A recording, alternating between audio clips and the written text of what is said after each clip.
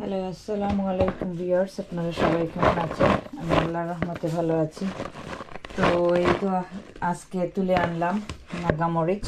এই যে দেখেন, শেষ নাগামরিচ আরও আছে গাছে, নতুন করে আসতেছে। এগুলো টিকবে কিনা জানি না, কারণ অলরেডি অক্টোবর চলে আসতেছে, সেপ্টেম্বর শেষ হয়ে যাচ্ছে। আর গাছগুলো এখন আমি কেটে শেষ করার সময়। আর এই তো সিমটা ভরা ছিল, এটি বক্স, এই বোল আজকেও এরকম 4 কেজির মতো হবে আনছি। তো অর্ধেক নিয়ে গেছেন উনি, অর্ধেক থেকে একটু কম নিয়ে গেছেন উনি রেস্টুরেন্টে, উনি বলছেন রান্না করবেন ওখানে। আর এই তো একটা কুমড়ো, চাল কুমড়ো, এটাই সব থেকে বড়।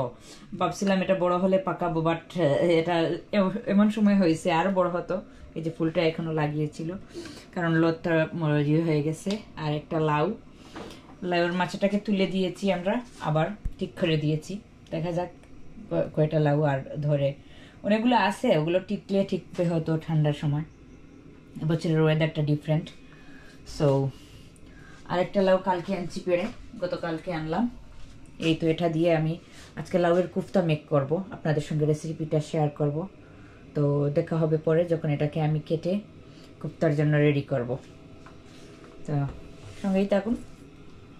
তো আজকে লাউ দিয়ে লাউয়ের কোফতা মেক করতেছি। তার জন্য প্রথমে লাউটাকে আমি গ্রেট করে নিলাম, সঙ্গে একটু জিঞ্জার গার্লিক, কাঁচামরিচ, ধনেপাতা চাইলে ধনেপাতা আপনারা অ্যাড করতে পারেন, 2 টেবিল চামচ বেসন, এর সঙ্গে 2 টেবিল চামচ ময়দা, আর একটু অল্প লবণ দিয়ে আমি এটাকে মিক্স করে নেব।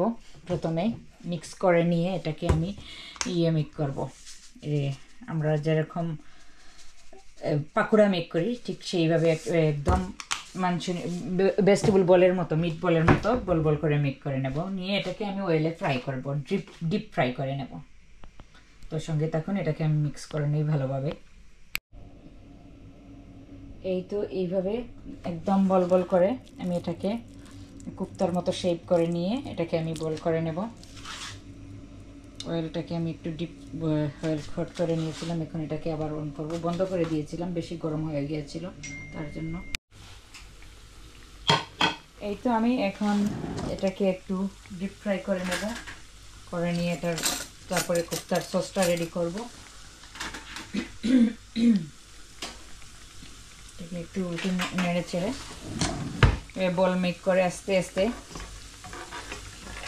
একটু স্লো বেশিই ভাজতেছি, কারণ ভেতরটা ভালোভাবে কুক হওয়ার জন্য। তো এখন ফ্রাই প্যানে আমি তেল দিলাম, 5 ফোড়ন দিলাম, দারুচিনি, এলাচ, তেজপাতা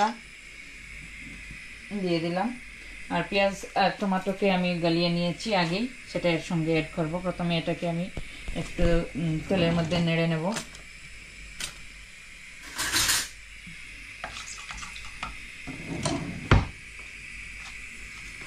একটু গরম হয়ে গেলে আমার পেঁয়াজটাকে গালিয়ে নেওয়া পেঁয়াজটাকে আমি এর সঙ্গে দিয়ে দেবো।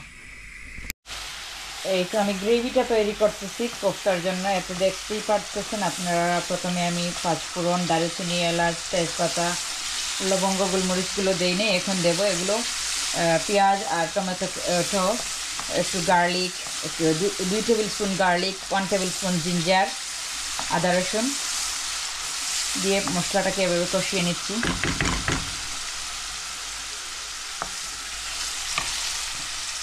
মধ্যে আমি অ্যাড করলাম অল্প হাফ টেবিল স্পুন, একদম ছোটো চামচ দিয়ে,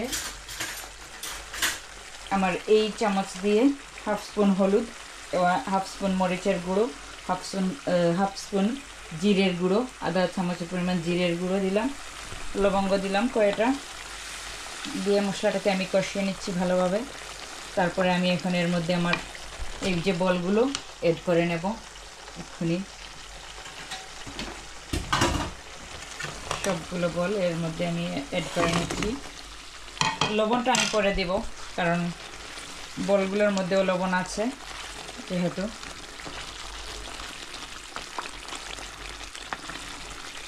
সঙ্গে একটু আমার গরম মশলার গুঁড়ো দেব।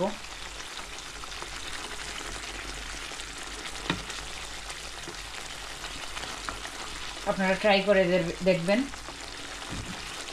এটা খেতে কেমন হয়। আমার কাছে তো ভালোই লাগে।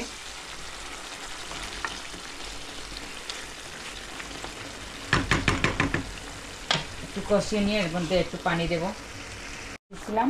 এখন একটু গরম মশলার গুঁড়ো এটার উপর ছিটিয়ে দেবো।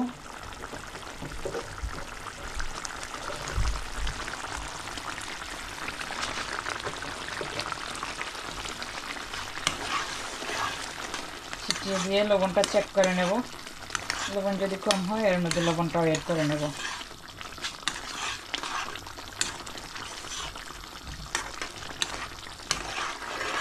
আপনারা চাইলে এর মধ্যে ক্রিম এড করে সার্ভ করার আগে ক্রিম এড করতে পারেন।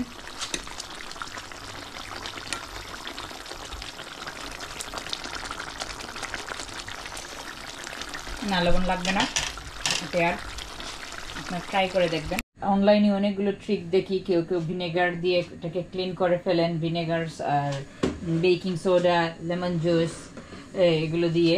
তো আমি ট্রাই করে দেখতেছি আমার এটা ক্লিন হয় কিনা। আমার এটা খুব কালো ছিল, আঠেলে ছিল ফ্রাই প্যানের নিচ। তো দেখি এটা ওয়ার্ক করে কিনা। অনেকক্ষণ ভিজিয়ে রাখলাম। অনেকে সবাই বলে 2 মিনিট, আমি এখন অ্যাটলিস্ট 15 মিনিটের মতো হবে ভিজিয়ে রেখেছিলাম। তো দেখি কি হয়, পরিষ্কার হয় কিনা। এই তো আপনারা দেখেন এটার আসল রূপ।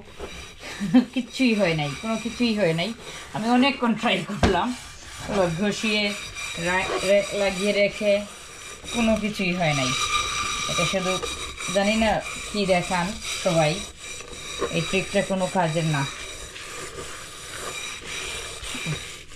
আমি ট্রাই করতেছি আমার আজকের এই কোফতা কারি, লাউয়ের কোফতা কারি বটল গোর্ড দিয়ে। তো আপনারা ট্রাই করে দেখবেন এটা কেমন লাগে। রেসিপিটা খুব ভালো, খুব মজার একটা রেসিপি।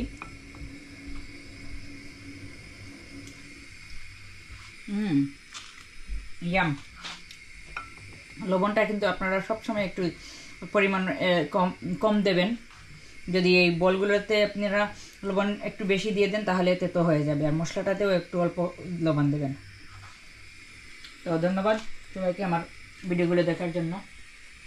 দেখা হবে অন্য আরেকটা ভিডিওতে। আল্লাহ হাফিজ।